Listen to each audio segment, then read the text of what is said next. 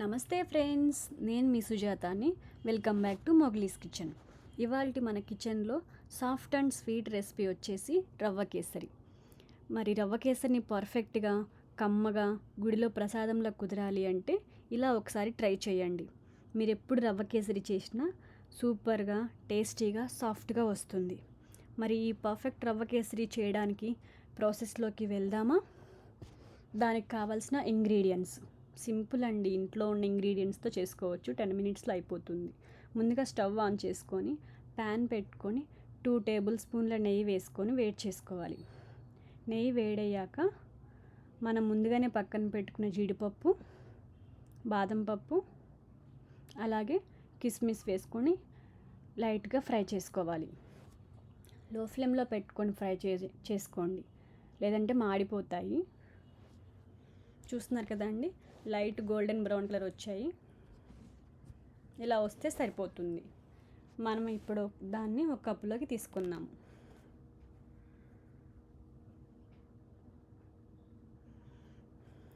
ఇప్పుడు dry fruits అన్నీ ఒక కప్పులో తీసుకున్నాను.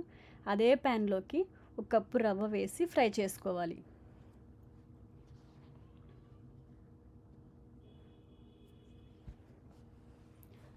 లో ఫ్లేమ్లో పెట్టి ఫ్రై చేసుకోవాలి. మనం హై ఫ్లేమ్లో పెట్టి ఫ్రై చేసుకుంటే రవ్వ అనేది మాడిపోతుంది.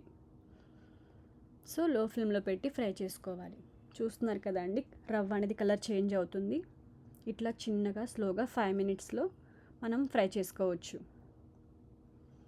చూస్తున్నారు కదండి, లైట్ గోల్డెన్ బ్రౌన్ కలర్ వచ్చింది. ఇలా వస్తే సరిపోతుంది. ఇక్కడ 1 కప్పు రవ్వకి 3 కప్పుల వాటర్ తీసుకున్నాను. ఇక్కడ నేను వాటర్ని బాయిల్ చేసుకుంటున్నాను. వాటర్ బాయిల్ అయ్యాక మనం ముందుగానే ఫ్రై చేసి పెట్టుకున్న రవ్వలోకి కొద్దిగా వాటర్ వేస్తూ కలుపుకోవాలి. వాటర్ మొత్తం ఒకేసారి వేయొద్దు, కొద్దిగా వేస్తూ ఉండలు లేకుండా స్లోగా మిక్స్ చేసుకోవాలి. 1 కప్పు రవ్వకి 3 కప్పుల వాటర్ అయితే పర్ఫెక్ట్గా కుదురుతుంది. ఇక్కడ మనం ఉండలు లేకుండా స్లోగా మిక్స్ చేస్తూ ఆ వాటర్ మొత్తాన్ని వేస్తూ కలుపుకోవాలి.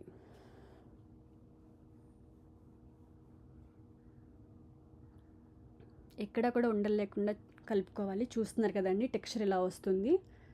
చూస్తేనే అర్థమైపోతుంది చాలా సాఫ్ట్గా ఉందని.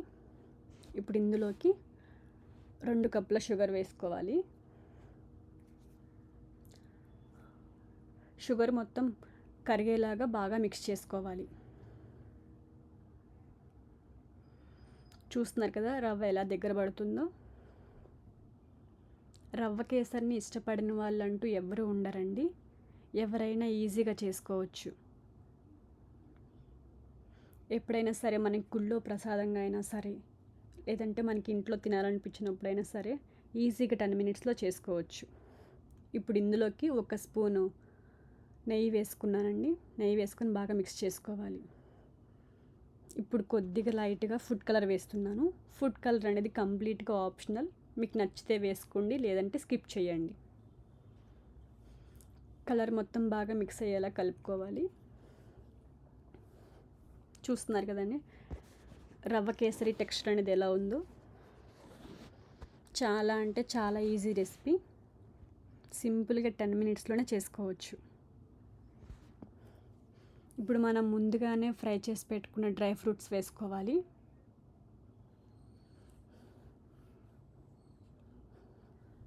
అలానే కొంచెం ఇలాచి వేసుకోవాలి. బాగా మిక్స్ చేసుకోవాలండి.